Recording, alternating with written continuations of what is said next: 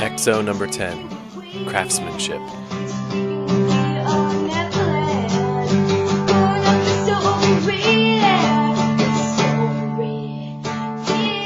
Making XO is a lot of work, and normally that's not something I've got a lot of patience for. I'd much rather do something quickly and move on to the next project. Historically, when I've really buckled down and worked hard on something, the results have almost never been worth the effort.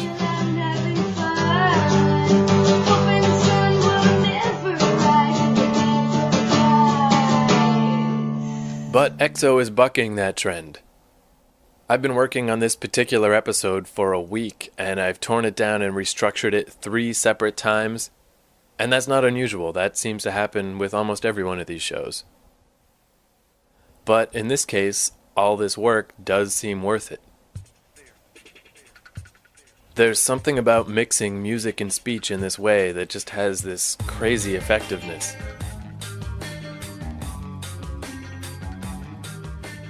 Even movies don't usually hit people the way this kind of audio can. A little while ago, somebody sent me an interview with Ira Glass, the host of This American Life. He was talking about the process of making that show, and I found it really interesting. Then I found some similar interviews with Jad Abumrad of Radiolab and Robert Ashley of A Life Well Wasted. All of those shows are in some ways like this one, in the way that they mix music and speech together, and a common theme is that they all take an extremely long time to make. But in each case, the end result is worth the effort, producing something that really stands out. This episode is about those shows, with quotes from their creators about the process that goes into making them, and the reason why they started making their shows in the first place. This might seem like a narrow topic, and it obviously has a special interest to me in particular, but I think these guys' thoughts can be applied to any kind of creative work. Let's start with the show that directly inspired this one, A Life Well Wasted by Robert Ashley. Robert Ashley is a video game journalist, and when his publisher went out of business, he suddenly had a bunch of free time. So he started working on a project he'd been thinking about for a while, an intricate radio show about video game culture. This is like an easy but surprisingly tough to answer question, and the question is, why do you play video games? Something to do in your spare time? Yeah? You got a lot of spare time.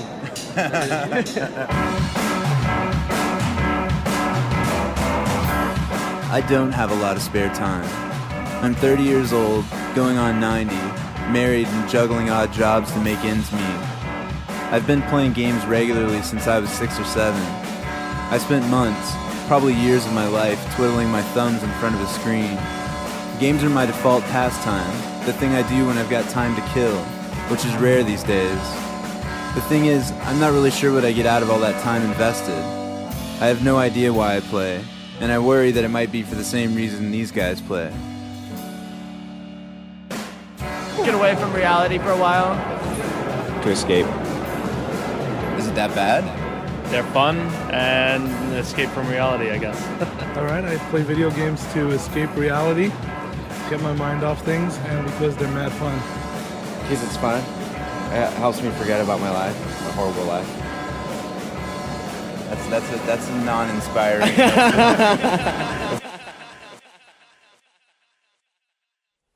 I'd been doing a podcast while I was in New York where I'd walk around the city and introduce songs that I liked and toss in occasional stories about my life.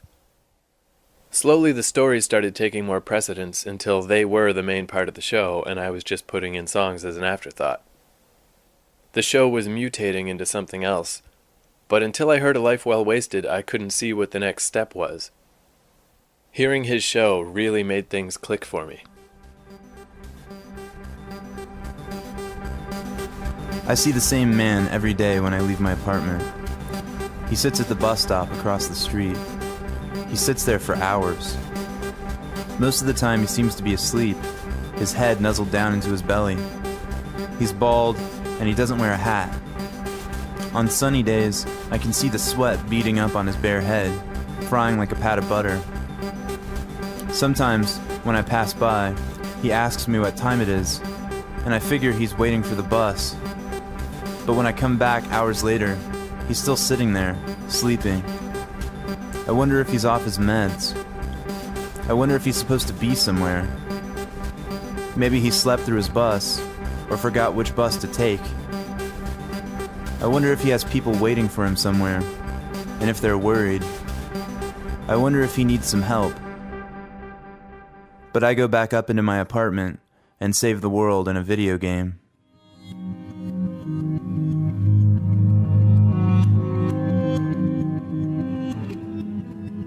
Listen, you gotta help us. Please get us down! We need your help, Star Fox! I require assistance! Can you help? Can you get us out of here? Help! Come help me capture this! Help me! Gordon, help! Help! Help! Help! Help! Help! Help! This is A Life Well Wasted, an internet radio show about video games and the people who love them. I'm your editor and host, Robert Ashley. Today's episode, Help. I've got 3 stories for you, each about a different kind of help.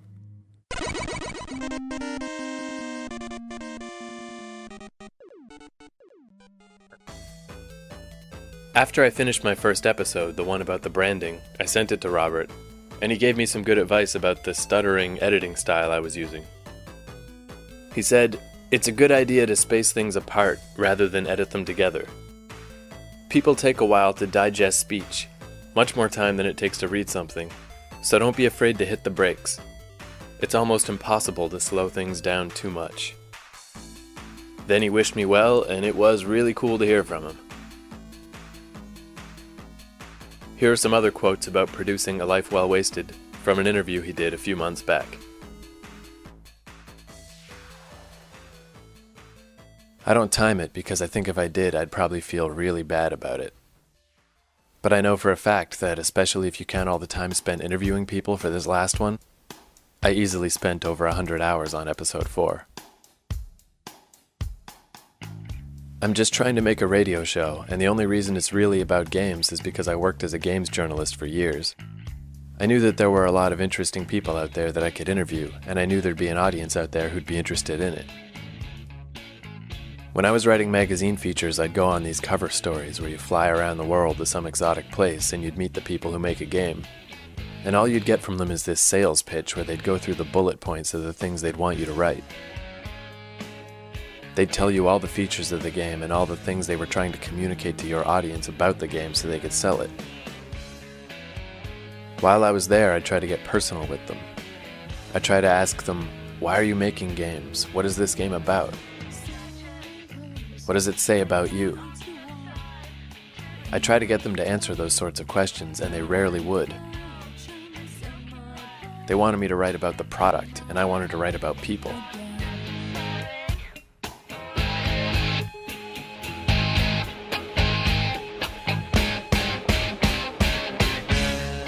I wish I was hitting my stride, but I still feel like I'm figuring things out all the time. Like, this one was really hard, and somehow just stayed hard the entire time, whereas like the one I did before, I put a lot of time into, but somehow it came easier to me than this one. I don't know, I really don't know what I'm doing, so it's a lot of like flailing around, trying to figure out the basics of what it is that I'm doing.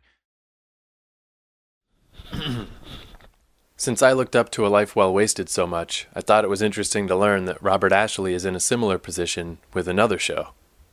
Here's a clip from a panel he was on at the Penny Arcade Expo. A Life Well Wasted is fantastic.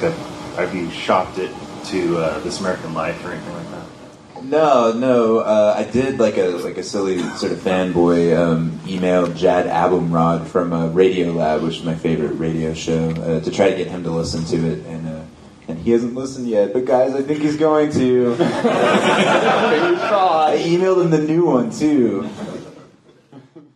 This is Radio Lab. I'm Jad Abumrad. And I'm Robert Krulwich. And today, our program is about memory. Oh my God. Hey, we're the radio Radiolab is a show that tends to focus on science-related topics, with effects and soundscapes to gel everything together. Here's a clip for anyone who hasn't heard the show. How do you decide if somebody's alive or dead? If you take as your starting point King Lear from Shakespeare, when Cordelia, his daughter, dies,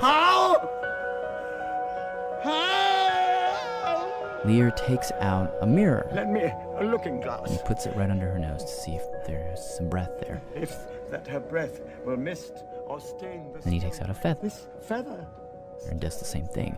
And that is how he decides if she's on or off. Yes, and it's really one of the most beautiful scenes in Shakespeare. That's Gary Greenberg. He wrote a book called The Noble Lie. When it's done right, it's impossible not to weep She's gone forever. at that scene. Cordelia.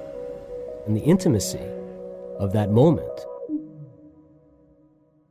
But if you fast forward a few hundred years, things change.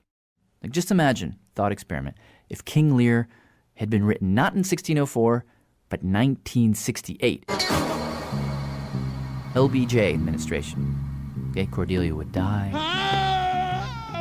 Lear would be distraught, but instead of doing the mirror thing again, he would call a doctor who would rush her to the hospital, shock her heart, resuscitate her, hook her up to a ventilator and a feeding tube, and there she would be. Alive again. Sort of. I mean, technically, yes, she'd be alive because her heart would beat. But the Cordelia that he knew, his daughter, would be gone. My mind is sleeping, but I'm wide awake. My mind is sleeping, but I'm wide awake. Radiolab is undeniably a fantastically produced program, and on its best days it does give a person a lot to think about. However, there's an odd cuteness to its tone. I could lie to you so beautifully, you would be on your back, tongue out. No way, because I would catch you. No, you wouldn't catch me. Yeah, I would. No, you would not. I would totally catch you. I'm so sorry to tell you this. That's not I would catch you. No, if it were me, no, you wouldn't. So that's our hour. People who lie. And the people who catch them. Not.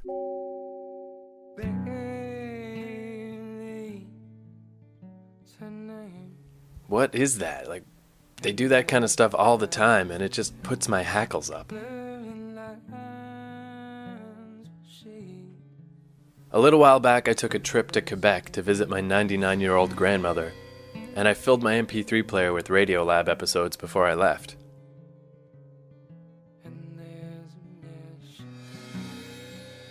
At one point, I was walking around Gaspé, Quebec at 2 a.m., listening to Radiolab, trying to get my mind off my poor old grandma and her inevitable death. And after a couple hours, Radiolab's constant chirpiness started wearing me down. At one point, I paused the MP3 player so I could say, "Why are you ruining this for me?" To nobody, just to get it out of my system. Which I did, and then I kept listening.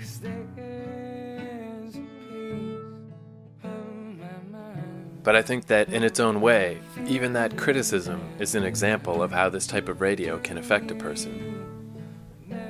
It gets right into your head, and that can give it the power to be incredibly moving. But if it's doing something you don't like, that's right inside your head also. In the case of Radiolab, that meant taking a minor triviality of tone and causing it to exasperate me to the point where I was just talking to nobody, just emoting all alone to the cold French night. But even that, it's kind of amazing.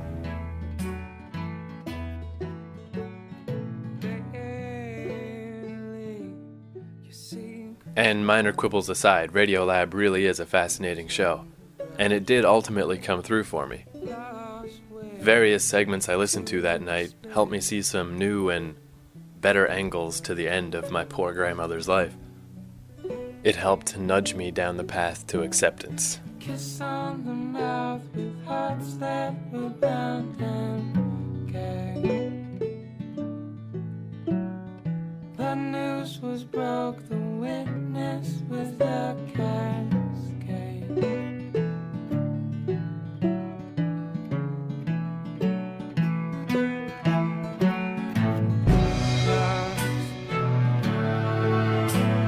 A kiss on the mouth with hearts that were bound in cake.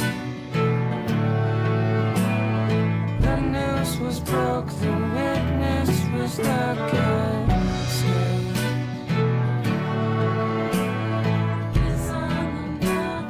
We will seldom speak. The news was broke, the baby will be.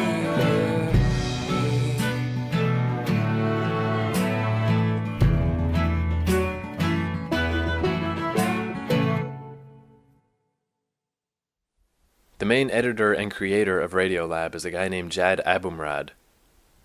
Here are some of his thoughts on making that show. We had been wanting for a long, long time to do a program about sort of that essential scientific moment where a scientist sets out into the world looking for some sort of truth that's never been seen before, like a pattern in the world, like that's sort of hidden behind a veil of reality. And every so often, a scientist will find it, and it's like that moment of discovery is really interesting to us. It always has been. So we wanted to do a show that focused on a series of those moments where people saw something new for the first time. See, the thing that's the secret about science is that it's trial and error. It's a bunch of people getting in a room and, excuse my language, fucking up. And they fuck up over and over and over until they get it right. And there's a lot of screwing up, there's a lot of, bad ideas, there's a lot of, despair. But you never get that. What you get from a scientist is a kind of podium-style, dissemination of knowledge. I've discovered something and here it is.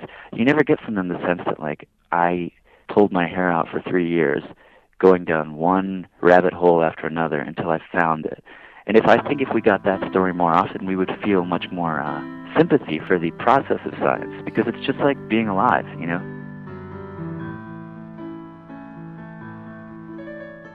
How I got into this was I never actually thought I'd be doing this. I thought that I would be writing music for films. That was part of me still thinks that. I'm like, one day I'll do that. But ultimately, I just wasn't very good at problem solving purely through music. It seemed like the intersection of two things I really liked to do, which was to write music and also to tell stories, because I'd also studied that in school. I sort of see what I'm doing as a kind of as a musical act, really. It's as much, music as it is anything else. It's as much composition as it is storytelling. They're sounds which evoke a picture, an image, an idea, but they also evoke a feeling. The way that I always think about it is that the music is a kind of, it's unlocking the emotional interior of the story. And so the way to think, this isn't so much like a technique as it is just a way of seeing, what is the inside of the story telling you? There's sort of the outside, which is the surface of the story, and then what's the inside? I think about music as punctuation. I mean, a lot of the music we use is not meant to evoke emotion. It's meant to punctuate the pauses and the cadences of a story. Like the turns, when something happens, you want to use music as a way to sort of underline something. But you don't want to tell someone what to feel. You just want to you want to tell them what's important, I guess I would say think of music not simply to create a feeling, but to create spaces and gaps and elisions between things. One of the greatest tools you have when you're using music is when you take it out. Every event that it happens, you put it in, and the moment you put it in, the next word in the story feels more important. The same thing happens when you take music out. The moment you take it away, the next word, it feels important. And so those are your tools, It's like when you bring it in, when you take it out. That's why I hate beds. I hate music beds. Because suddenly the music disappears, and the power it has to create sort of punctuation disappears because it's just there. If you listen to This American Life, you'll notice that every time there's some big, fat, emotional moment, it happens over silence. Because the silence is really powerful. Because you feel somehow dropped into an emptiness, and that's important. Then when it gets into the sort of scoring aspect, that's a kind of like real trial and error kind of thing. I wish I could say it was creative, but it's really not. It's like obsessive, putting A and B, C, no, that doesn't work. Okay, A, C, B, no, that doesn't work. A, E, D, B, that sucks. And you just do that enough times until like the order suddenly clicks and the elements just kind of stand up and wave and say, hey, I like it here. And then you're like, oh, okay, I think I got it.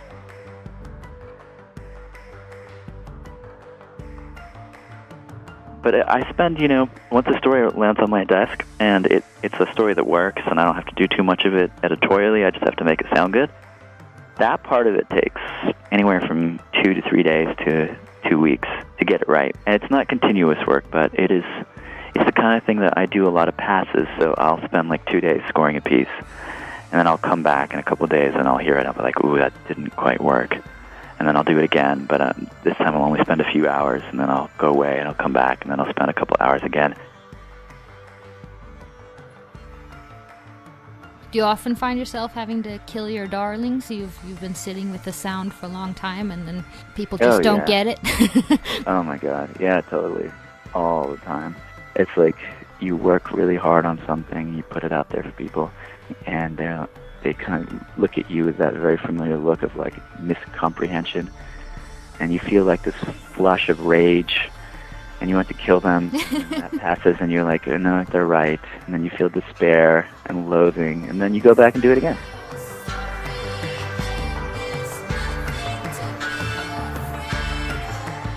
Particularly with something like ours, which is kind of boutique-y, it's really sort of dense. There's tons of sound and textures and things, and it sounds much better in your ears than it does coming out of a box.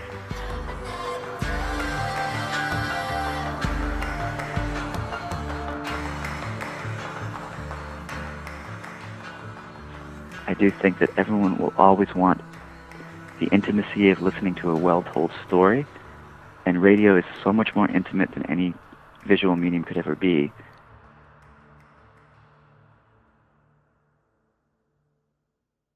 I love talking about geeky technical stuff. No one ever asks me. Another step up the chain from Radiolab is This American Life, hosted by Ira Glass. I had the strangest experience last night. I have these tapes recorded on my answering machine 10 years ago. Tapes that I had not heard in a decade until last night. And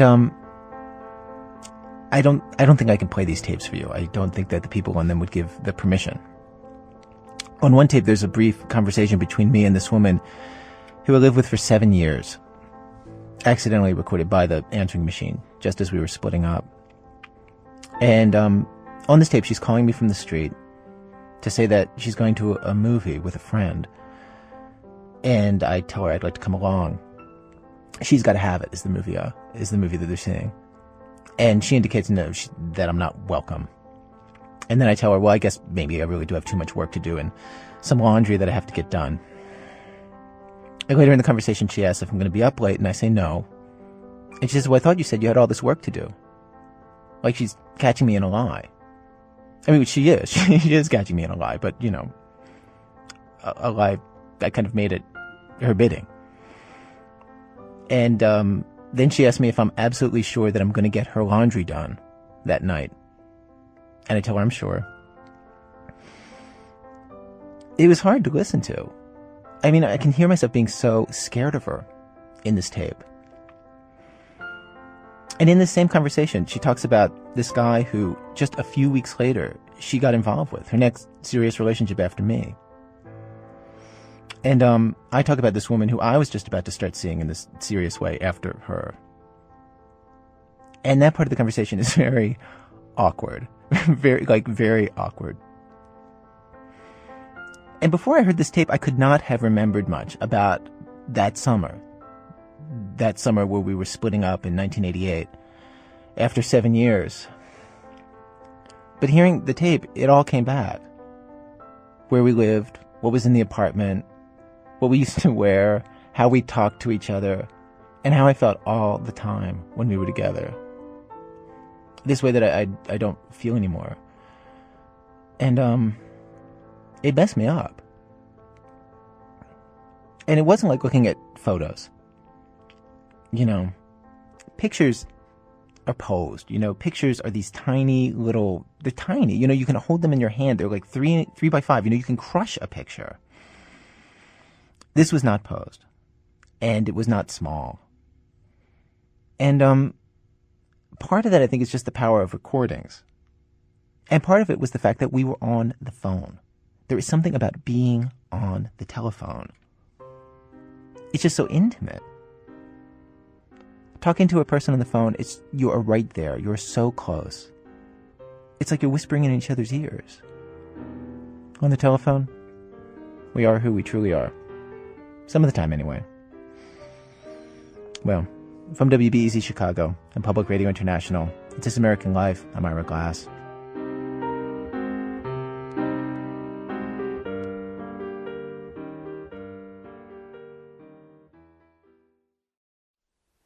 This American Life has millions of listeners and has been on the air for ages.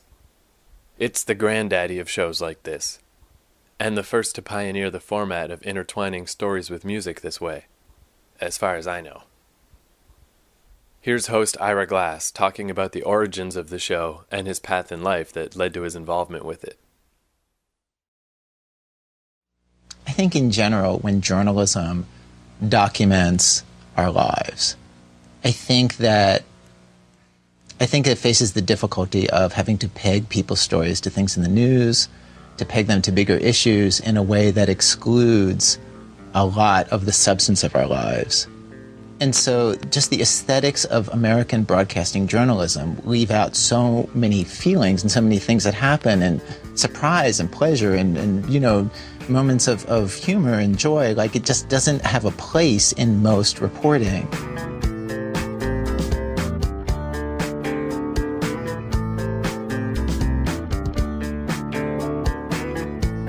And so what we're trying to do is take the tools of journalism and try to find stories where the plot is surprising enough that you want to see it and you wonder what's going to happen next. And it's completely engaging and it's completely, you just want to find out in the way that a regular television drama, makes you feel like you just want to know what happens next. So that's the engine that's going to pull you in and pull you forward.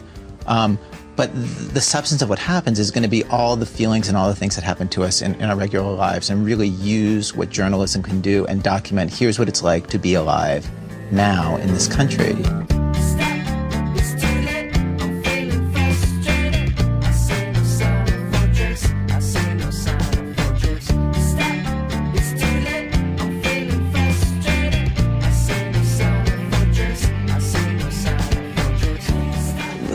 The radio show gets a lot of its power just from the invisibility of radio, the fact that you're making up the pictures in your head, and there's a kind of dreaminess to it, it gives the story like a kind of dreamy quality.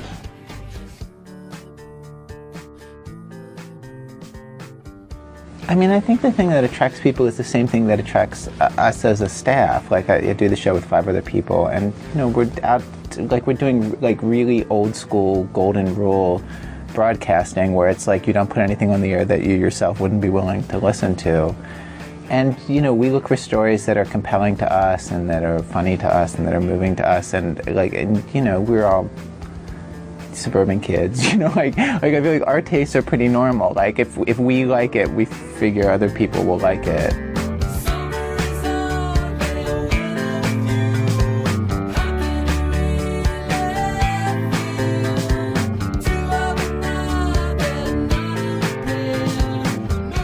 And so we just look very aggressively for stuff that we love, like really, really love. And since it's a weekly show, we have the luxury of being able to throw out a lot of stuff.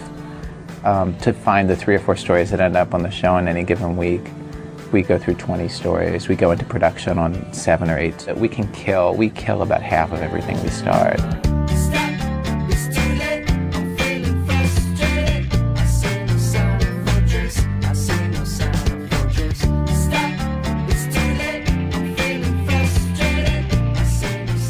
And so we're looking for stories which have like an aesthetic of surprise and joy and pleasure, you know, and that there are moments that are really special. And you don't want to be making mediocre stuff. You know what I mean? Like, that's not why anybody gets into this. The only reason why you want to do this is because you want to make something that's so, like, memorable, it's special.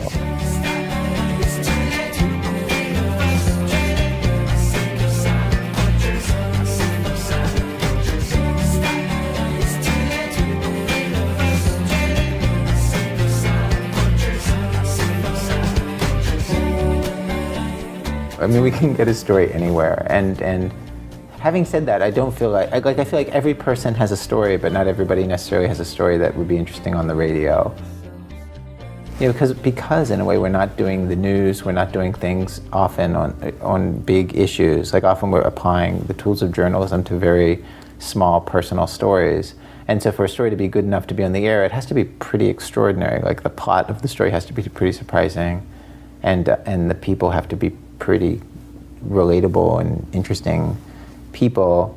You know, like, a lot of people have important stuff happen in their lives that would be interesting to them, but wouldn't be interesting on the radio. Like a typical, like you know, like I got married 4 years ago, and it was incredibly interesting to me, and like I you know, like I have a lot to say about it to my friends, but nothing happened like that you could possibly put on the radio. Like, it was just like every other wedding. You know, like, you know, the family drama was like everybody's family drama at a wedding. Like, nothing interesting happened. What the hell are you talking about? What the hell are you talking about? Like, one of the hardest things with the show is, like, somebody will pitch us a story that happened to them that will mean a lot to them and is truly dramatic, like somebody who got over drugs. Like, some of those stories, like, it's incredibly hard to do. It takes incredible force of will. It's an incredible miracle that people come out of something like that. But, like, it'll be just like anybody kicking drugs, you know what I mean? Like, and so it won't work for the radio. We have to say, like, no, like, that's an important story, but not for the radio. What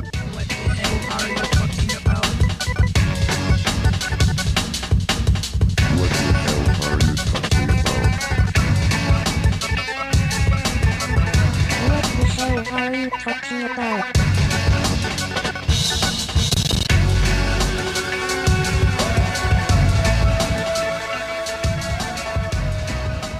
And, like, we're really good at our jobs, right? We're as good as, you know, anybody who does this kind of thing. And I gotta say, like, we take around out a lot of stories, and between a half and a third of everything that we try, we'll go out, we'll get the tape, and then we kill it. And you should think of it the same way. That, like, you know, you thought it was gonna be good, you went out, you did the interview, the person wasn't such a great talker, they weren't so funny, they weren't so emotional. Somehow when they told it to you in person with the camera, it wasn't the way they told you when they talked to them on the phone beforehand. They just got a little intimidated by the camera, just something in the chemistry was wrong. You can't even name what it is, and why even bother to try? But then when you look at the footage, you know that there's a feeling that you had about it, which isn't in the footage, right? And then it's time, at that point, to be the ambitious, super achieving person who you're gonna be, and to kill it. It's time to kill, and it's time to enjoy the killing, because by killing, you will make something else even better live. And I think that, like, not enough gets said about the importance of abandoning crap. One thing that you know you should know is that all video production is trying to be crap. Like, in fact, all radio production is trying to be crap. Basically, it's like the laws of entropy, you know, that thing where, like, the universe is, all the energy of the universe is dissipating, and, like, all the atoms are getting lower and lower in energy. Well, basically, like, anything that you put on tape, from the moment you put it on tape, like, basically it's trying to be really bad. It's trying to be unstructured. It's trying to be pointless. It's trying to be boring. It's trying to be digressive, much like these sentences that I'm saying right here. And pretty much you have to prop it up aggressively at every stage of the way if it's going to be any good. Like, you have to be really, like, a killer about, like, getting rid of the boring parts and going right to the parts that are, like, getting to your heart. And you just have to be ruthless if anything is going to be good. Things that are really good are good because people are being really, really tough, and you're going to be really tough in doing it. And you're going to know also that, like, failure is a big part of success. Something I sound like some Michael Jordan ad, but, like, you know what I mean? Like you're going to, like, run a lot of stuff and it's going to go nowhere, and you should be happy about that. If you're doing that, you're doing it right. If you're not failing all the time, you're not creating a situation where you can get super lucky.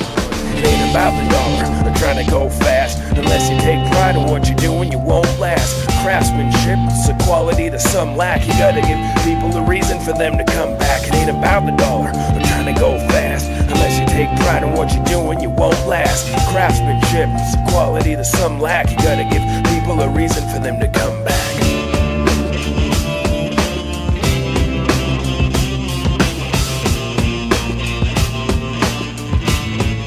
And all of us who do creative work, like, you know, we get into it. And we get into it because we have good taste. Do you know what I mean? Like, you want to make TV because you love TV. You know what I mean? Because there's stuff that you just, like, love. Okay? So you've got really good taste. And you get into this thing that I don't even know how to describe, but it's like there's a gap. That for the first couple years that you're making stuff, what you're making isn't so good. Okay? It's not that great. It's trying to be good. It has ambition to be good, but it's not quite that good. But your taste, the thing that got you into the game, your taste is still killer. And your taste is good enough that you can tell that what you're making is kind of a disappointment to you. A lot of people never get past that phase. A lot of people at that point, they quit.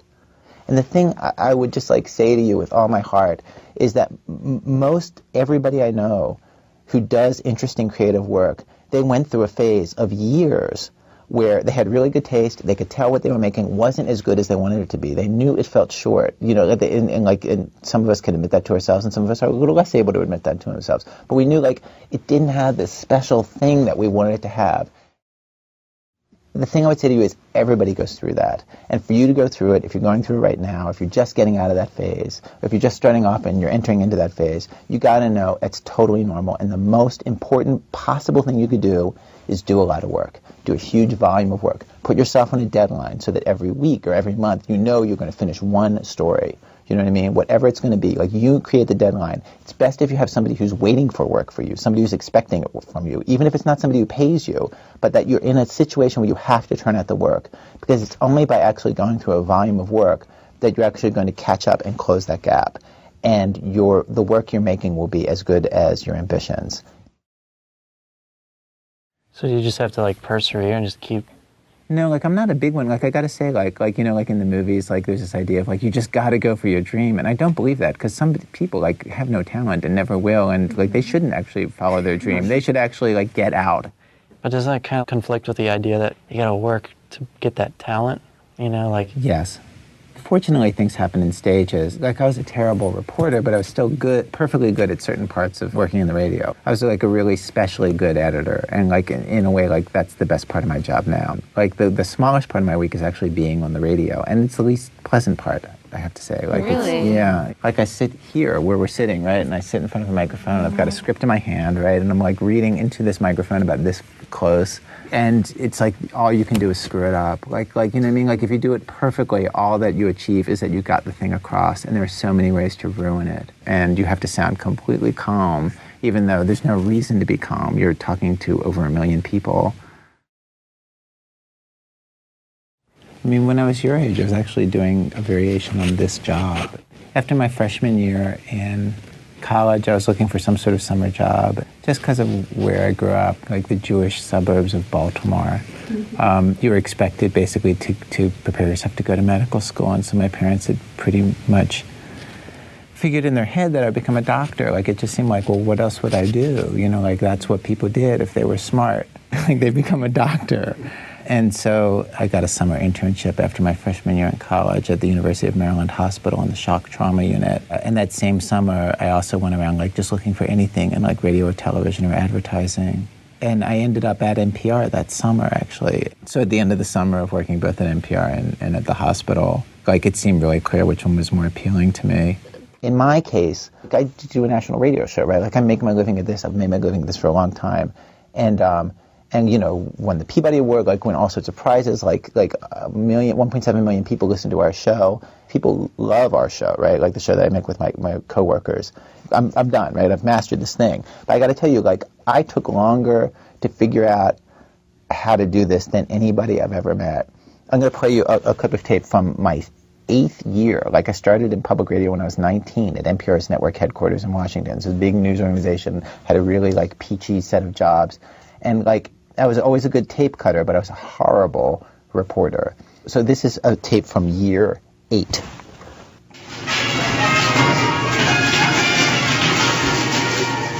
It's not such a long way from the local grocery store to the international debate over whether sorghum and meat production are causing corn to decline in Latin America.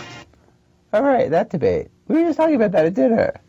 There's a general air of prosperity here, partly thanks to Mexican imports of U.S. grains, which help boost our farm economy. Mexico is now one of our biggest grain customers, buying $500 million to $1 billion worth every year, including corn to feed its people and sorghum to feed its livestock. Like, what am I talking about? Like, I don't even understand. Like, I wrote this. I don't even understand what it is. And, like, okay, also, like every part of this is ill-conceived, okay?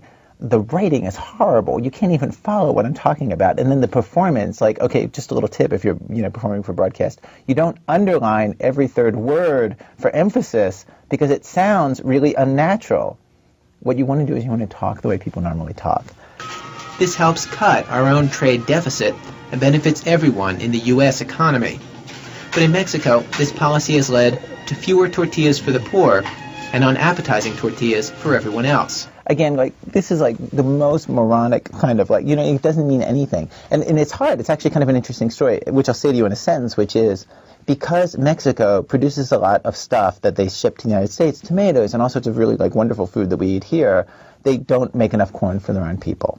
That's the story. So because for us to get really great tomatoes or semi-great tomatoes year-round, basically Mexicans eat worse. That's the story. And it's kind of an interesting idea, right? Like, that's actually sort of like a cool idea, executed in the worst possible way. Okay, so this is like year 8. I'm 27 years old when this is happening. Like, I'm not a beginner. Like, I'm deep into it. It takes a while. It's going to take you a while. It's normal to take a while, and you just have to fight your way through that, okay? You will be fierce. You will be a warrior, and you will make things that aren't as good as you know in your heart you want them to be, and you'll just make one after another.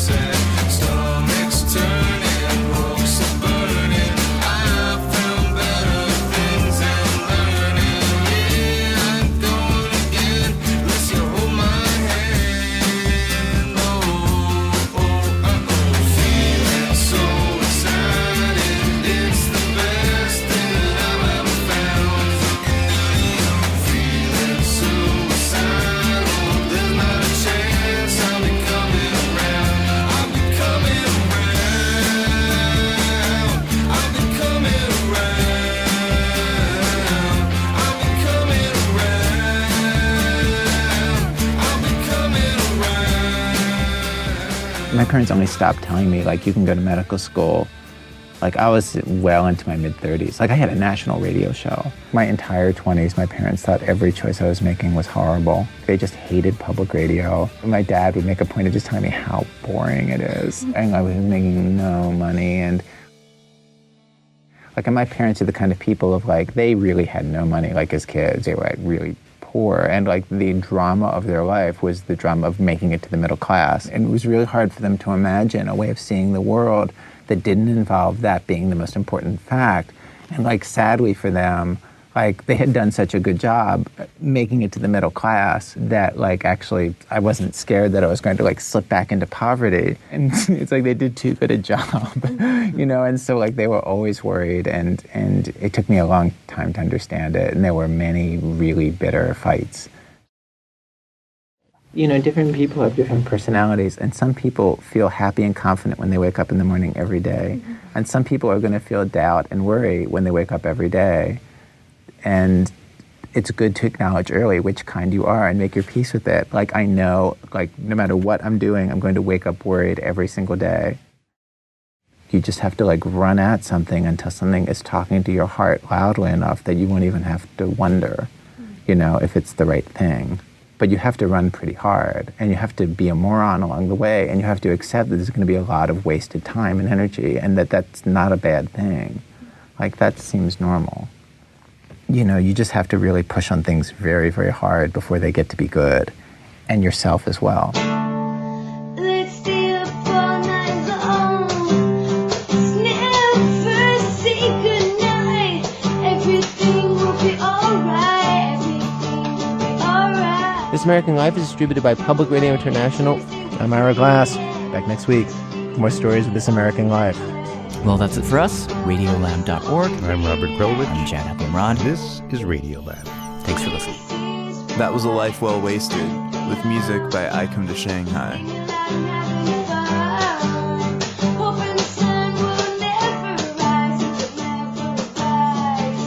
XO number 10. For more shows, go to keithcourage.com.